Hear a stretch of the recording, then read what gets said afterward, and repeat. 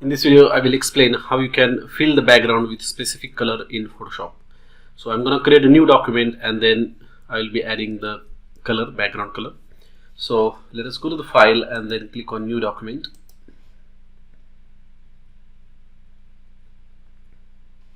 Click on create.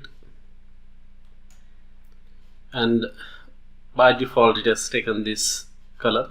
So if you want to change this, most of the time you will have the find background color, but if you want to change it, just click on this lock icon, just double click on that in the layer section.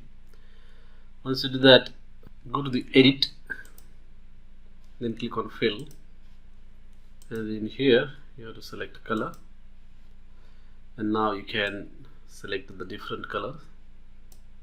Click on OK, click on OK, and you can see that now this particular layer has been filled with the color that we wanted. Thanks for watching.